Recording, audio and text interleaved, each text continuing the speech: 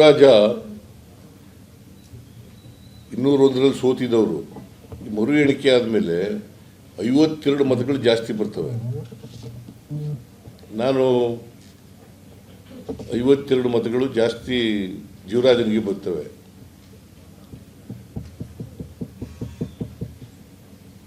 ನಾನು ಅಧಿಕಾರಿಗಳ ಜೊತೆ ಮಾತಾಡಿದೆ, ಮತ್ತೆ ಈ ಎಲೆಕ್ಷನ್ನು ಎಕ್ಸ್ಪರ್ಟ್ಸ್ಗಳ ಜೊತೆ ಮಾತಾಡಿದೆ.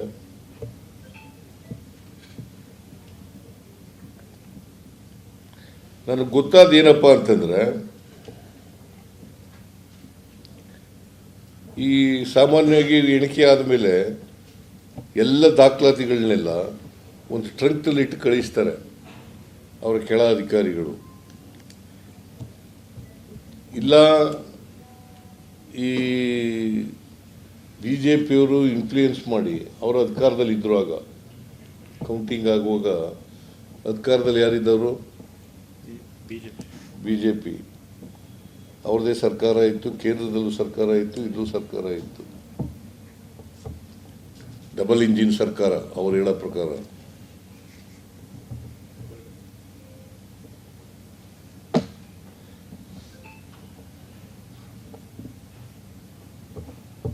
ಸೊ ಅದರಿಂದ BJPಯವರು ಸಿಬ್ಬಂದಿ ಮೂಲಕ ಯಾರು ತಗೊಬರ್ತಾರೆ ಟ್ರಂಕ್ಗಳನ್ನು, ಅವ್ರ ಮೂಲಕ ತಿದ್ದಿರ್ತಕ್ಕಂಥದ್ದು ಖಚಿತ ಆಗಿದೆ.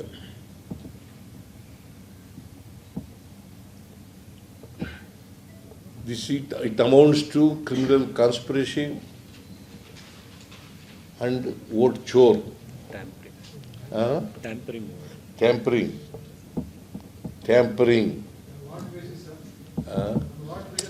ಆಮೇಲೆ ಕೇಳಬೇಕು, ಮಧ್ಯದಲ್ಲೇ ಕೇಳ್ಬಿಟ್ರೆ ಹೆಂಗೆ? ನನಗೆ ಈಗ ಬೇಸಿಸ್ ಏನು ಗೊತ್ತಾ, ಆಮೇಲೆ ಹೇಳ್ತೀನಿ ನಾನು.